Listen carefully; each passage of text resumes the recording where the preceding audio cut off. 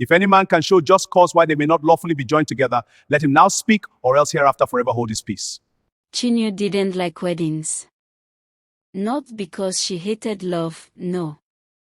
She loved love. But weddings always reminded her of how people could pretend. How people could smile in pictures while hiding storms inside their hearts. Still, she was excited. Because this wasn't just any wedding. This was Kemi's wedding. Kemi was her best friend since university days. The kind of friend that would share her last 500 Nigerian nairas with you and still laugh about it. They had suffered together, prayed together, and cried together. Now, Kemi was finally getting married. Chinwe arrived at Kemi's family house in Surulere early in the morning. The compound was full: tailors, caterers, makeup artists, bridesmaids, neighbors, and aunties. It was the typical Nigerian wedding atmosphere: noise, laughter, shouting, and plenty advice nobody asked for. As Chinwe entered, she saw Kemi in the sitting room, sitting like a queen in a wrapper and singlet while her cousin did her hair. Kemi stood up immediately. "Chinwe," she screamed. They hugged like people who hadn't seen each other in years. "My bride." Chinwe laughed. Kemi held her face and smiled. "God bless you for coming. I swear I don't know what I would do without you." Chinwe waved her hand. "You're my sister. Today is your day. I'm happy for you." Kemi's eyes were bright. Her face was glowing. But as Chinwe looked closely, she noticed something. Kemi's smile was real, but there was something behind it. A small fear. A hidden worry. Like someone holding a secret that was too heavy. Later that afternoon, a black SUV drove into the compound. People shouted, "Teyo has come. Teyo, our in-law." The groom stepped out like a celebrity. Tall, clean, handsome. Wearing a simple native outfit, wristwatch shining like money. He greeted everyone with confidence. "Good afternoon, Ma." "Good afternoon, sir." Then he saw Chinwe. Kemi introduced them. "This is Chinwe. My best friend." Teyo smiled warmly. "So you're the famous Chinwe?" Chinwe smiled politely. "Yes. I'm the one that will deal with you if you ever make her cry." Everybody laughed. Teyo laughed too.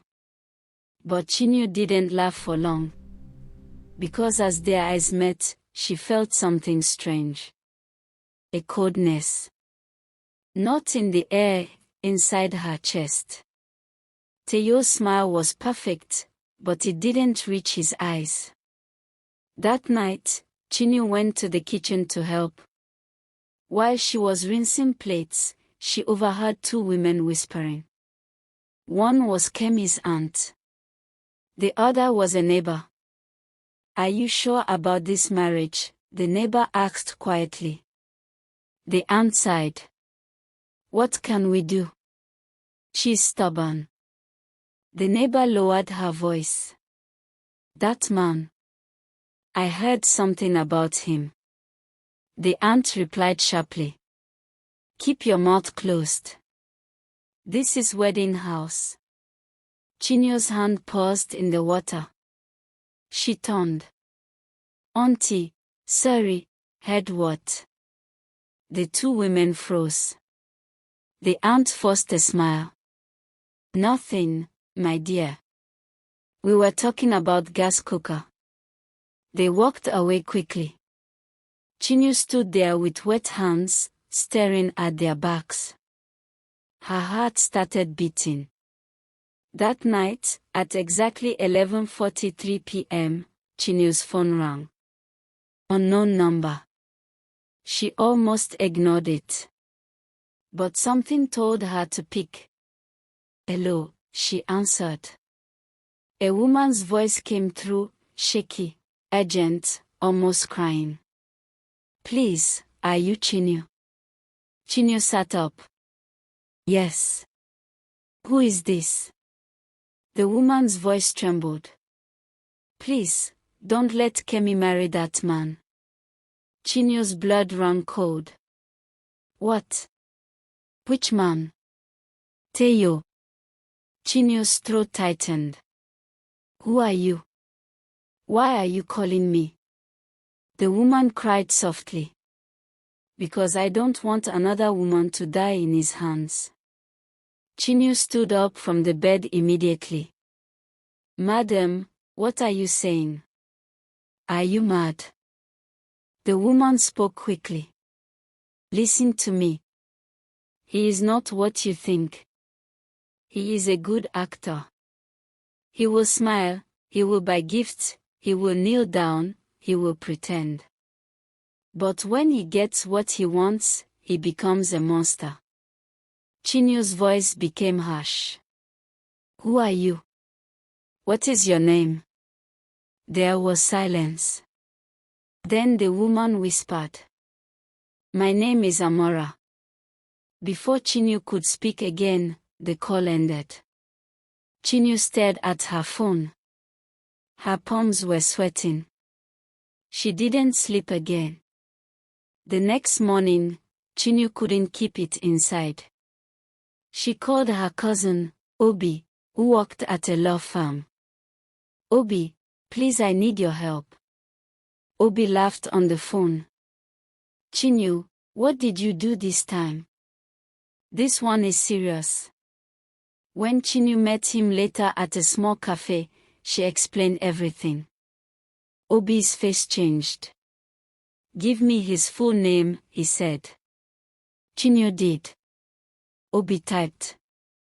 At first, he looked normal. Then his expression dropped. Chinwe, he said quietly. Chinwe leaned forward. What? Obi swallowed. This man has a court record. Chinwe's heart nearly stopped. Court record for what? Obi looked around like he didn't want people to hear. Then he said, domestic violence. Chinwe's eyes widened. No. That's not possible. Obi nodded slowly. It is. And it's not just one case. 2. Chinwe felt dizzy. Her mind went back to Teo's smile, his calm voice, his friendly greetings. And suddenly, she understood something. Some men don't look like danger. They look like husbands. Obi dug deeper. He found a name connected to the case. His ex-wife, Obi said. Chinwe gasped. Ex-wife. But Kemi told me he has never married. Obi shook his head. He was married. The woman filed a restraining order. Then she disappeared from public records. Chinwe's hands trembled. What's her name? Obi turned the screen. Amora Okafor. Chinwe's mouth went dry. The same name. The same voice. The same color. Chinwe met Amora in a small salon in a quiet part of Lagos. Amora was not dirty. Not mad. Not drunk. She was normal. Young. Beautiful. But her eyes were tired. Like someone who had cried too much in life. When Chinwe introduced herself, Amora sighed. So you're her friend? Chinwe nodded. Yes. Amora sat down slowly. I'm not here to fight Kemi. I'm not jealous. I'm not bitter. Chinwe's voice was calm. Then why did you call me? Amora's lips shook. Because when I heard he was marrying again, I couldn't breathe. Chinwe swallowed. What did he do to you? Amora looked away. He didn't start with beating. Chinwe frowned. Amora continued. He started with control. He started with don't wear that. He started with why did you greet that man? He started with give me your phone. Chinwe's heart sank. Amora's eyes filled with tears. And the day he slapped me for the first time, he cried and begged. He bought me an iPhone. He posted me online and wrote my queen. Chinwe whispered. So you forgave him? Amora laughed bitterly. Yes. Because I was stupid. Chinwe's eyes widened. And later. Amora's voice dropped. Later, he broke my ribs. Chinwe covered her mouth. Amora nodded. I landed in the hospital. And do you know what he told me? Chinwe shook her head slowly. Amora said. He said, if you ever leave me, I will make sure nobody else marries you. Chinwe felt chills. Amora wiped her tears. Then she said something that broke Chinwe's spirit. Kemi already knows. Chinwe froze. No. Amora nodded. She called me 2 months ago. She begged me. She said I should not talk. Chinwe stood up sharply. That's a lie. Amora looked at her. Chinwe. I was once like Kemi. I believed love could change him. Chinwe's voice shook. Why would she still marry him? Amora sighed. Because of pressure. Because of shame. Because she's tired of being single. Because society makes women feel like marriage is the only achievement. Chinwe sat back down slowly. Her eyes were red. Her chest felt heavy. That evening, Chinwe went back to Kemi's house. Kemi was trying on her wedding gown. She looked like a princess. Chinwe locked the door behind her. Kemi smiled. Chinwe, see me oh. Chinwe didn't smile. Kemi, you know. Kemi's smile faded. Know what? You know Teo was married. Silence. Chinwe stepped closer. You know he beats women. Kemi's eyes filled with tears. Chinwe's heart broke. So it's true. Kemi whispered. Yes. Chinwe felt like slapping the wall. Kemi. Why? Kemi started crying. I'm tired, Chinwe. Chinwe's eyes widened. Kemi cried harder. I'm tired of being mocked.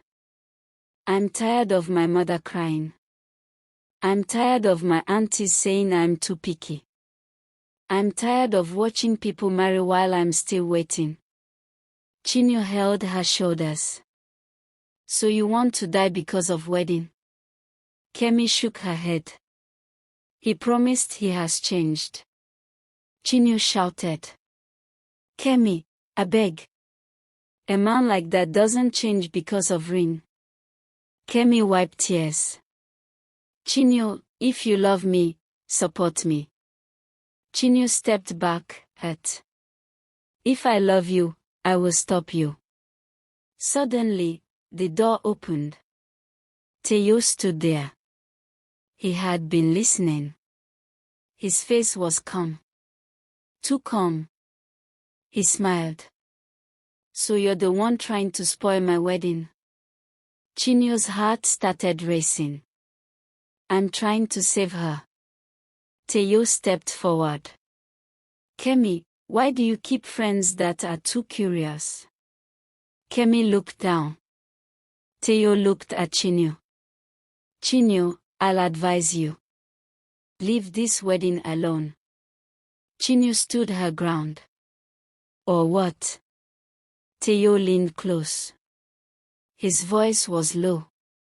Or you'll be the one crying next. Chinwe's body went cold. For the first time, she saw it. The real him. Not the smiling man, but the monster hiding behind the smile. The wedding hall was beautiful. White and gold. Flowers everywhere. Guests smiling. Pasta ready. Kemi stood at the altar. Teo stood beside her, smiling for the cameras. Chinwe sat in the crowd. Her heart was pounding like drum. The pastor spoke. If anyone has any reason why these two should not be joined. Chinwe's legs shook. She stood up. The hall turned. Kemi's eyes widened. Teo's smile disappeared. Chinwe's voice shook, but she spoke loudly. I do. The hall exploded with gasps. Chinwe walked forward and held up documents. This man has a history of domestic violence. People shouted. Teo yelled. Lies. She's lying. Chinwe turned to Kemi. Kemi, tell them the truth. Kemi's lips trembled. Then she said something that shocked everyone. It's true. Silence. Kemi faced the crowd. I knew, and I still wanted to marry him. People gasped. Kemi's tears fell. Because I was afraid. Then she looked at Chinwe. But today, I choose myself. This marriage is happening. Let me go, you're right. Teo's face changed instantly. He grabbed her wrist violently. You will not disgrace me. People screamed. Chinwe pulled Kemi away. Security rushed in. Teo fought like an animal. And in that moment, the whole hall saw what Chinwe saw. The real him. Phones recorded. Guests shouted. Kemi collapsed crying. Outside the hall, Kemi sat on the ground. Her makeup was ruined. Her wedding dress was dirty. But she was alive. Chinwe sat beside her. Kemi sobbed. I almost ruined my life. Chinwe held her. No. You saved it. Kemi looked at her with pain. I'm sorry. Chinwe smiled through tears. You're alive. That's what matters. Kemi whispered. Thank you for loving me enough to lose me. Chinwe hugged her tightly. And for the first time, Kemi understood something. A wedding is one day. But marriage is a lifetime. And sometimes, the most powerful love is not the one that says, I support you. It is the one that says, I won't let you destroy yourself.